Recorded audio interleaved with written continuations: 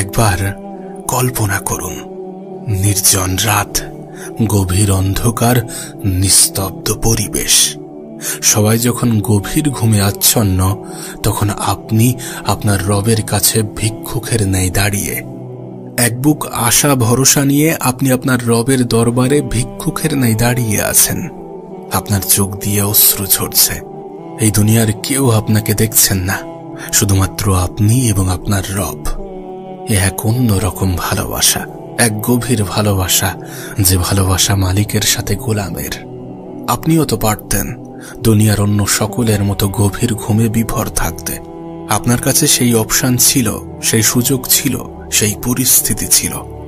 কিন্তু না, রবের প্রতি এক গভীর ভালোবাসা এবং কৃতজ্ঞ আপনাকে আরামের বিছানা ত্যাগ করতে বাধ্য করেছে।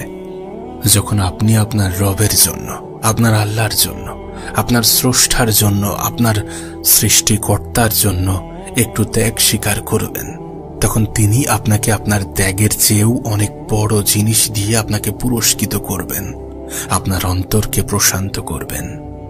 হ্যাঁ, এটা ঠিক যে আপনার সমস্ত মনের কথাগুলো আপনার রব জানেন, আপনার অন্তরের খবর তিনি রাখেন। কিন্তু আপনার রব এটাও চান যে আপনি যাতে আপনার মনের সমস্ত ইচ্ছা, আকুতি, আকাঙ্ক্ষা সবকিছু আপনার রবের কাছে শেয়ার করেন। আর আপনি এই সব কিছুকে ছেড়ে যখন রবের কাছে কিছু চাইবেন, যখন এই পৃথিবীর মানুষের কাছে আশা, আস্থা, বিশ্বাস না রেখে আপনার রবের কাছে রাখেন, আপনার রবের উপরে রাখেন, তখন তিনি খুশি হয়ে যান। আর যখন আমাদের রব খুশি হয়ে যান, তখন তিনি উত্তম পুরস্কারে পুরস্কৃত করেন। একবার ভেবে দেখুন আপনি আপনার মনের সমস্ত ইচ্ছা, আকুতিগুলো আপনার রবকে খুলে বলছেন।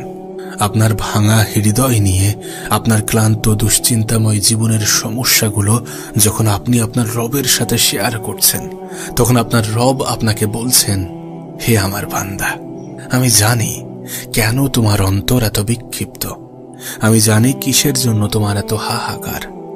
দুঃখ পেও না, দুঃখ পেও না, কষ্ট নিও না, আমি তোমার সঙ্গে আছি, আমি তোমার সাথে আছি। আমি তখনও তোমার সাথেই ছিলাম, যখন এই দুনিয়াতে তোমার কোনো অস্তিত্বই ছিল না। আমি তখনও তোমার সাথেই ছিলাম যখন তুমি তোমার মায়ের গর্ভে এক অচেনা অজানা পরিবেশে জীবন কাটাচ্ছিলে। আমি তখনও তোমার সাথেই ছিলাম যখন তুমি আমাকে চিনতে না, আমার বিষয়ে কিছু বুঝতে না, কোনো ধারণাই ছিল না। আর এখনো আমি তোমার সাথেই আছি। তুমি ধৈর্য ধরো, সালাত আদায় করো, ধৈর্য এবং সালাতের মাধ্যমে সাহায্য চেয়ে যাও, আমি তোমার পাশেই আছি। এই দুনিয়াবাসী তোমাকে কিছুই করতে পারবে না। আমি জানি তারা যা বলে সেটাতে তুমি অনেক কষ্ট পাও। তারা তোমাকে কষ্ট দেয়, কষ্ট দিয়ে কথা বলে।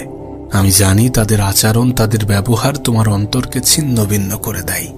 তবে তুমি শুধু নীরবে সহ্য করে যাও, একটু ধৈর্য ধরে যাও। খুব শীঘ্রই তুমি জানবে যে তুমি ভুল ছিলে না। হে আমার বান্দা, তুমি সবসময় আমাকে বলো যে কেউ আমাকে বোঝে না, আপনি তো আমাকে বোঝেন। হ্যাঁ, আমিই তোমাকে বুঝি। তোমার অন্তর সম্বন্ধে আমি অবগত, তোমার ভিতর সম্বন্ধে আমি অবগত, তোমার জীবনের সমস্ত কিছু সম্পর্কে আমি অবগত। তবে তুমি চিন্তা করো না, আমি অচিরেই তোমার প্রতি অনুগ্রহ দান করব। তুমি না সবসময় বলো যে আল্লাহ পাক কারোর সাধ্যের বাইরে অতিরিক্ত কিছু চাপিয়ে দেন না? তুমি ঠিকই বলো। তোমার রব তোমার উপরে এমন কোনো বোঝা চাপিয়ে দেবেন না, এমন কোনো বোঝা চাপিয়ে দেবেন না যেটা তুমি সহ্য করতে পারবে না, যেটা তুমি সহ্য করতে পারোনি। তুমি যে সবসময় ডেকে বলো, হে আল্লাহ, আপনি আপনার প্রতিশ্রুতি পূর্ণ করুন, আমাকে কষ্টের পরেই স্বস্তি দিন। তুমি চিন্তা করো না, আমি আমার প্রতিশ্রুতি খুব দ্রুতই পূর্ণ করব। তুমি শুধু সবর করে যাও, বিশ্বাস রাখো এবং তাওয়াক্কুল করে যাও। আমি তোমার রব, আমি তোমার পাশে আছি এবং থাকব। তুমি তো ভাবো যে আমার রব সেরূপ নন যে কেউ তার কাছে কিছু চাইবে এবং তিনি তাকে ফিরিয়ে দেবেন। আমার রব সেরূপ নন। তুমি তো এমনটা বলো, তুমি তো এমনটা ভাবো। তাহলে কেন এমনটা ভাবছো যে আমি তোমাকে ফিরিয়ে দেব? আমি তো তোমার রব, তোমার কোনো দোয়াই আমি ফিরিয়ে দেব না। শুধু তুমি একটু সবর করো, একটু ধৈর্য ধরো। তোমার রব তোমার পাশেই আছেন।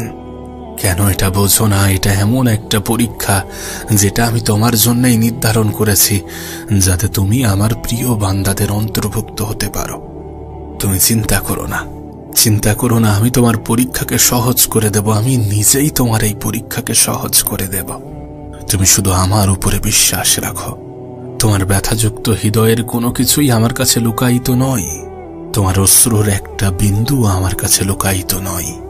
আমি তোমার প্রতি আমার অনুগ্রহ অবশ্যই নাজিল করব, আর তুমি সন্তুষ্ট হয়ে যাবে। তুমি কি দেখো না কিভাবে আমি মানুষের অন্তরে তোমার জন্য ভালোবাসা তৈরি করে দিয়েছি? তাদের ভালোবাসাকে গভীরভাবে লক্ষ্য করো। তুমি আমার ভালোবাসাটা খুঁজে পাবে। এই দুনিয়াবাসীর যত না তোমাকে ভালোবাসে, তোমার রব তোমাকে তার চেয়ে অনেক অনেক গুণ বেশি ভালোবাসে।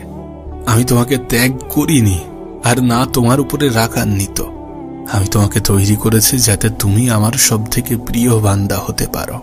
তুমি কি আমার কাছ থেকে এটুকু জিনিস চাও না? হে আমার বান্দা, দুঃখ করো না, দুঃখ করো না, কষ্ট নিও না। আমি তোমার থেকেও তোমাকে বেশি ভালোবাসি। ভয় পেও না, আমি তোমার রব তোমার সাথে আছি। তোমাকে এমন ভাবে সাহায্য পাঠাবো যেটা তুমি কখনো কল্পনাও করতে পারবে না। তোমার জন্য তোমার পরীক্ষাগুলোকে আমি নিজেই সহজ করে দেব, আর আমি নিজেই তোমাকে পুরস্কৃত করব। তুমি শুধু তোমার রবের প্রতি একটু বিশ্বাসী হও এবং এই কথাকে নিজের অন্তরে আজীবন গেঁথে নাও। তুমি আমাকে যেভাবে স্মরণ করবে, আমাকে ঠিক সেইভাবেই পাবে। তুমি তোমার ধারণা অনুযায়ী তোমার রবকে পাবে। চিন্তা করো না, চিন্তা করো না। আমার সাহায্য অনেক অনেক সন্নিকটে। একটু সবর করে যাও, একটু ধৈর্য ধরে যাও। ততদিন আমার ইবাদতে মশগুল হয়ে যাও, যতদিন না আমার পক্ষ থেকে ঘোষণা শুনবে। যতদিন না ঘোষণা শুনবে, ওয়াদখুলি জান্নাতি, প্রবেশ করো আমার সজ্জিত জান্নাতে। সেদিন আমি তোমার সবচেয়ে প্রিয় ইচ্ছাটুকু পূরণ করে দেব। তুমি আমাকে দেখবে, দু চোখ ভরে দেখবে। আর যখন তুমি আমাকে দেখবে, তখন তোমার এই দুনিয়ার কোনো কিছুই মনে থাকবে না। কিন্তু ততদিন পর্যন্ত ধৈর্য ধরো, একটু সবর করো, সালাত আদায় করো এবং আমাকে স্মরণ করো। আমি তোমাকে ভুলে যাইনি, যাব না। তুমি যেন আমাকে ভুলে যেও না।